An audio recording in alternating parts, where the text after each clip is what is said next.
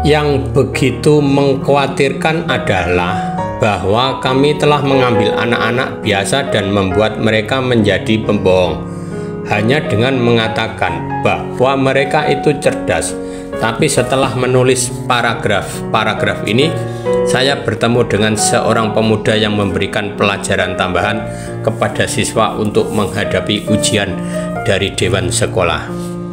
Dia datang untuk berkonsultasi dengan saya berkaitan dengan salah seorang siswanya. Siswa ini mengikuti beberapa ujian praktik dan kemudian berbohong kepadanya tentang nilai yang didapatkannya. Pemuda ini seharusnya memberikan pelajaran tambahan tentang sesuatu yang belum diketahui siswa tersebut. Tetapi siswa tersebut ternyata tidak dapat mengatakan secara jujur apa sebenarnya yang tidak diketahui, dan dia harus membayar untuk hal ini.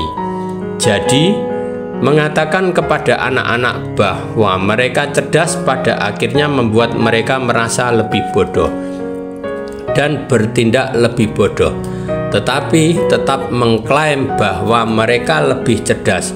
Saya tidak menganggap ini sebagai tujuan kami ketika memberikan label-label positif luar biasa, berbakat, brilian kepada orang.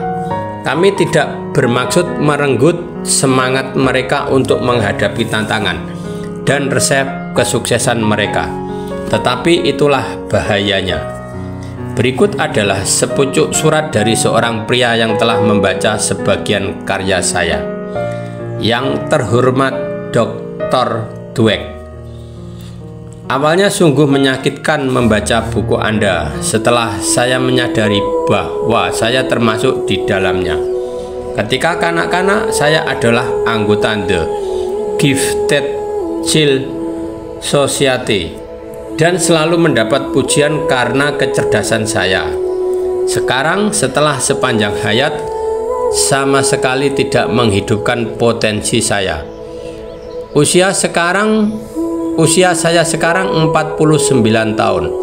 Saya belajar untuk melaksanakan tugas saya sendiri dan juga melihat kegagalan bukan sebagai tanda kebodohan, melainkan sebagai kekurangan pengalaman dan keterampilan. Buku Anda telah membantu saya melihat diri sendiri dengan cara baru. Seth Abram. Inilah bahaya dari label-label positif. Ada banyak alternatif, nanti saya akan kembali pada alternatif-alternatif itu dalam bab yang membahas orang tua, guru, dan pelatih. Label negatif dengan cara kerjanya. Saya pernah menjadi jagoan matematika di SMA. Saya mendapatkan nilai 99 untuk aljabar, 99 untuk geometri, dan 99 untuk trigonometri. Dan saya termasuk anggota tim matematika. Saya mampu mempertahankan nilai tersebut ketika menghadapi anak laki-laki dalam uji kemampuan spasio-visual di Angkatan Udara. Hal inilah yang membuat saya menerima sebagai brosur perekrutan dari Angkatan Udara selama beberapa tahun kemudian. Kemudian saya bertemu Pak Hillman, seorang guru yang tidak percaya bahwa anak gadis dapat mengerjakan matematika dengan baik. Nilai saya merosot dan saya tidak pernah mengambil matematika lagi. Sebenarnya saya setuju dengan Pak Hillman, tetapi saya tidak berpikir bahwa hal itu akan berlaku untuk saya. Gadis-gadis lain tidak dapat mengerjakan matematika dengan baik. Tuan Hillman menganggap hal itu juga berlaku untuk saya, dan saya kalah. Setiap orang mengakui bahwa label negatif memang buruk. Jadi mungkin Anda menganggap masalah ini sebagai bagian yang singkat. Tetapi ini sama sekali bukan bagian singkat, karena para psikolog masih mempelajari bagaimana label-label negatif membahayakan pencapaian. Tidak ada seorang pun yang mengetahui kemampuan negatif dari label-label yang diberikan kepada anggota kelompok-kelompok yang diberi stereotip tertentu. Misalnya, Orang Afro-Amerika tahu betul tentang stereotip yang menganggap mereka memiliki intelijensi lebih rendah.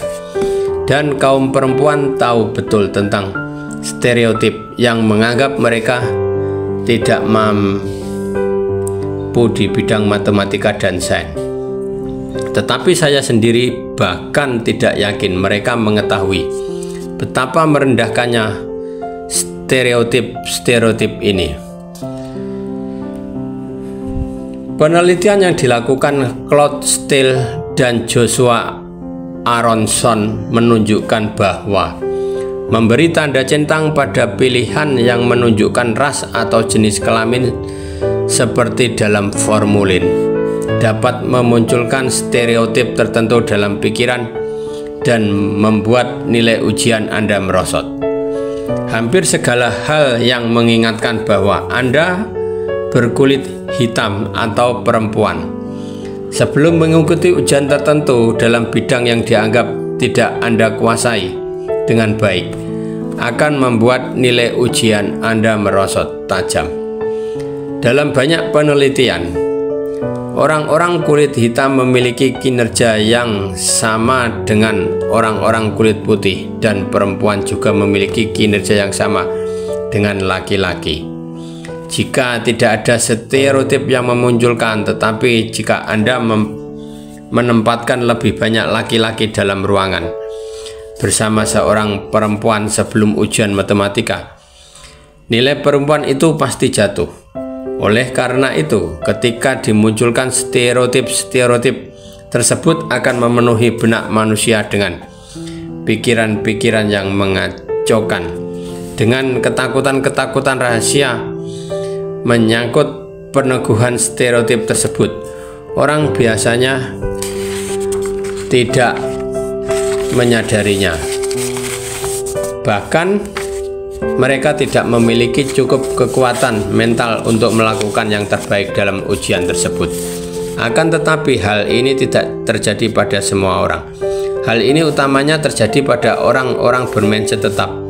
Hanya ketika orang-orang berpikir dengan sudut pandang sifat-sifat tetaplah, stereotip akan menguasai mereka.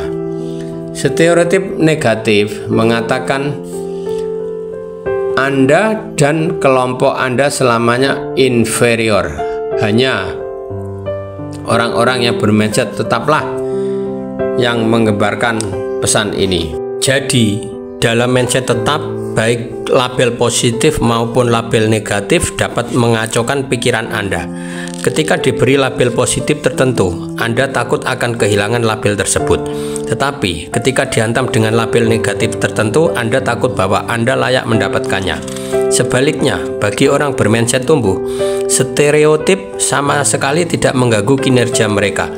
Mindset tumbuh dapat keluar dari stereotip tersebut dan membuat orang-orang melakukan perlawanan dengan lebih baik. Mereka tidak percaya pada inferioritas permanen, dan jika berada di belakang baca tertinggal, mereka akan bekerja lebih keras dan berusaha mengejar ketertinggalan mereka. Mindset tumbuh juga membuat orang mampu melakukan sesuatu yang dapat mereka lakukan dan sesuatu yang mereka butuhkan, meskipun berada di lingkungan yang mengancam. Kami pernah meminta pelajar Afro-Amerika penulis esai untuk sebuah kompetisi. Mereka diberitahu bahwa jika sudah selesai, esai-esai mereka akan dievaluasi oleh Edward Caldwell Lil, seorang guru besar terkemuka dari Ivy League yang mewakili kemampuan orang-orang kulit putih. Umpan balik yang diberikan Caldwell sangat kritis, tetapi sangat membantu, dan reaksi-reaksi pelajar tersebut sangat beragam. Mereka yang memiliki mindset tetap memandangnya sebagai ancaman penghinaan dan serangan. Mereka menolak Caldwell dan umpan balik yang diberikannya. Inilah yang diperkirakan oleh pelajar bermindset tetap. Dia curang, dia tidak menilai dengan adil, atau dia sangat bias, dia tidak menyukai saya. Yang lain mengatakan ini sangat menjijikkan. Jelas sekali dia mencari-cari kesalahan untuk memojokkan hasil karya kami. Dan yang lain lagi, sambil menyalahkan umpan balik, berdalih dia tidak memahami keringkasan poin-poin kami. Dia menganggap hal ini tidak jelas lantaran dia terburu-buru saat membacanya. Dia tidak menyukai kreativitas. Tidak seorang pun dari mereka yang mendapatkan pelajaran dari umpan balik Caldwell. Para pelajar yang memiliki mindset tumbuh juga mungkin memandang Caldwell sebagai seekor dinosaurus, tetapi dia adalah dinosaurus yang dapat mengajarkan sesuatu kepada mereka. Sebelum evaluasi, dia datang sebagai seorang yang arogan dan terlalu banyak menuntut. Setelah evaluasi, adil tampaknya merupakan kata pertama yang terlintas di benak kami. Lihatkan seperti tantangan baru. Dia bicara dengan gaya sombong, mengintimidasi dan merendahkan orang lain. Bagaimana perasaan Anda tentang evaluasi yang diberikan? Evaluasi tersebut tampaknya jujur dan spesifik. Maksudnya, evaluasi tersebut dapat menjadi rangsangan tertentu untuk menghasilkan karya lebih baik. Dia tampak sangat bangga sampai terlihat arogan. Evaluasinya dia sangat kritis. Bagaimanapun, komentar-komentarnya dapat membantu dan jelas. Saya merasa mendapat banyak pelajaran darinya. Mindset tumbuh memungkinkan para pelajar Afro-Amerika untuk memanfaatkan Caldwell demi kebaikan mereka sendiri. Mereka bersekolah untuk mendapatkan pendidikan dan menjijikan atau tidak mereka akan mendapatkannya. Apakah di sini tempat saya?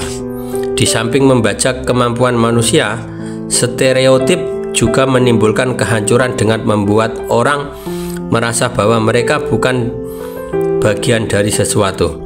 Banyak kelompok minoritas mengundurkan diri dari universitas serta banyak perempuan yang mengundurkan diri dari bidang matematika dan sains karena mereka merasa benar-benar tidak cocok. Untuk mengetahui hal ini terjadi, kami mendampingi beberapa mahasiswa selama mereka mengikuti mata kuliah kalkulus. Pada mata kuliah ini, mahasiswa sering memutuskan apakah matematika atau karir yang berhubungan dengan matematika sesuai untuk mereka selama semester tersebut. Kami meminta para mahasiswi memberitahukan perasaan mereka tentang matematika dan kedekatan mereka terhadap matematika. Misalnya, kapan mereka memikirkan matematika? Apakah mereka merasa benar-benar menjadi bagian dari komunitas matematika tersebut atau tidak? Apakah mereka merasa nyaman atau justru merasa cemas? Apakah mereka merasa cukup, baik, atau buruk dalam berbagai keterampilan matematis? Perempuan bermindset tumbuh, mereka yang menganggap kemampuan matematik dapat ditingkatkan, memiliki rasa kedekatan yang sangat kuat dan stabil, dan mereka tetap mampu mempertahankan perasaan ini meskipun banyak sekali stereotip yang beredar. Salah seorang mahasiswi menjelaskannya begini: dalam kelas matematika, mahasiswa atau perempuan sering disalahkan, padahal mereka tidak salah. Sebenarnya mereka hanya melakukan sesuatu dengan cara baru. Ini memang absurd dan merupakan cermin buruk bagaimana instruktur tidak mampu melihat penalaran bagus mahasiswanya. Ini tidak jadi masalah karena kami bekerja dalam kelompok dan kami mampu saling memberi dan menerima dukungan. Kami mengobrolkan gagasan-gagasan yang menarik bersama. Stereotip ini sangat mengganggu, atau sebagaimana lazimnya demikian. Tetapi mereka masih dapat merasa nyaman dengan diri mereka dan yakin akan kemampuan matematika mereka. Mereka bisa melawan. Tetapi mahasiswi bermindset tetap setelah berlalunya semester tersebut merasa kedekatannya dengan matematika menyusut, dan semakin kuat stereotip itu di kelas, semakin hancur kenyamanan mereka terhadap matematika. Seorang mahasiswi mengatakan bahwa kedekatannya dengan matematika runtuh karena saya tidak dihormati oleh profesor saya dengan komentar-komentarnya. Itu tebakan yang bagus. Tiap kali saya memberikan jawaban yang benar di kelas. Stereotip tentang kemampuan rendah telah mampu menyerang mereka, menentukan nasib mereka, dan merampas kenyamanan serta rasa percaya diri mereka. Saya sama sekali tidak bermaksud mengatakan bahwa ini merupakan kesalahan mereka. Prasangka merupakan persoalan sosial yang sudah berurat akar sangat dalam, dan saya tidak ingin menyalahkan korban-korban prasangka. Saya hanya bermaksud mengatakan bahwa mindset tumbuh membantu manusia memahami maksud dan tujuan prasangka, pandangan orang lain tentang mereka, dan menghadapinya dengan cara percaya diri serta kemampuan yang utuh. Mempercayai pendapat orang lain. Banyak kemampuan memiliki persoalan tidak hanya dengan berbagai stereotip, tetapi juga dengan pendapat orang lain tentang diri mereka. Pada umumnya mereka terlalu mempercayainya. Bagi separuh siswa lainnya, kami membicarakan para matematikawan tersebut sebagai orang-orang yang memiliki minat besar terhadap matematika dan akhirnya menciptakan penemuan-penemuan hebat. Hal ini membawa siswa-siswa tersebut ke mindset tumbuh. Pesannya adalah keterampilan dan pencapaian didapatkan melalui komitmen dan usaha. Sungguh mengagumkan bagaimana anak-anak dapat menemukan pesan-pesan ini dari ungkapan-ungkapan yang polos. Satu hal lagi tentang pujian. Ketika Anda mengatakan kepada anak-anak, "Wah, kamu mengerjakannya begitu cepat," atau "Lihat, kamu tidak melakukan kesalahan apapun," pesan apakah yang sebenarnya kita sampaikan? Artinya kita mengatakan kepada mereka bahwa kita hargai adalah kecepatan dan kesempurnaan. Kecepatan dan kesempurnaan merupakan musuh dari proses pembelajaran yang sulit. Jika Anda menganggap saya cerdas karena kecepatan dan kesempurnaan, lebih baik saya tidak menerima apapun yang menantang. Jadi, apa yang seharusnya kita katakan ketika anak-anak menyelesaikan tugas tertentu? Katakanlah soal matematika dengan cepat dan sempurna. Haruskah kita menyangkal pujian yang layak mereka dapatkan? Ya. Ketika hal ini terjadi, saya mengatakan, "Aduh, saya pikir itu terlalu mudah. Maafkan saya karena telah membuang-buang waktumu. Mari kita lakukan sesuatu yang benar-benar dapat kamu pelajari." Menenangkan anak-anak. Bagaimana cara Anda membuat anak-anak merasa aman sebelum menjalani ujian atau menampilkan sesuatu? Prinsip yang sama tetap berlaku. Menenangkan anak-anak dengan membicarakan kecerdasan dan bakat mereka akan menjadi bumerang. Mereka malah semakin takut jika menunjukkan kekurangan tertentu. Christina adalah murid SMA yang benar-benar cerdas, tetapi karena sifat pemalunya, menjalani ujian secara mengerikan. Dia selalu belajar, selalu mengetahui materi yang diajarkan. Tetapi setiap kali sampai pada ujian, dia harus menelan kekecewaan yang berat karena otaknya tiba-tiba saja buntu. Nilainya jatuh, dia membuat guru-gurunya kecewa. Ia mengecewakan orang tuanya, dan ini semakin buruk ketika dia menjalani ujian dewan sekolah yang mengatakan bahwa sekolah-sekolah idamannya telah mensyaratkan nilai demikian tinggi. Malam sebelum menjalani setiap ujian, kedua orang tuanya karena melihat dia sangat tertekan, berusaha membangun kepercayaan dirinya. "Kamu tahu betapa cerdas dirimu dan kami juga tahu itu. Kamu sudah memahami ujian ini, sekarang jangan khawatir lagi." Mereka berharap dapat memberi dukungan sesuai dengan pengetahuan mereka, tetapi mereka justru membuat pertaruhan semakin tinggi. Jadi apa yang sebenarnya dapat mereka katakan? Pasti merupakan hal mengerikan jika kamu merasa bahwa setiap orang menilaimu dan kamu tidak dapat menunjukkan apa yang kamu ketahui. Kami ingin kamu tahu bahwa kami tidak menilaimu. Kami peduli dengan proses pembelajaran dan kami tahu kamu telah belajar semampumu. Kami bangga karena kamu telah mempertahankannya dan tetap belajar. Pesan-pesan tentang kegagalan. Memuji kesuksesan seharusnya menjadi masalah terkecil bagi kita. Kegagalan tampaknya merupakan persoalan jauh lebih sulit. Anak-anak mungkin sudah merasa kecil hati dan rapuh. Pada kesempatan ini, mari kita harus kembali pesan-pesan yang dapat disampaikan orang tua ketika anaknya mengalami kegagalan. Yang menyakitkan, kesenjangan tersebut ternyata sangat jelas di lingkungan teknologi tinggi. Julie Lenz, seorang bintang teknologi, sudah mampu menulis kode komputer ketika masih duduk di bangku sekolah menengah pertama. Ayah beserta 2 saudara laki-lakinya bekerja di bidang teknologi dan dia juga menyukainya. Kemudian guru pemrograman komputer mengkritiknya.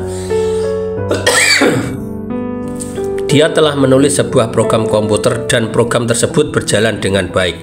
Tetapi gurunya tidak menyukai jalan pintas yang diambil Julie. Minatnya hilang.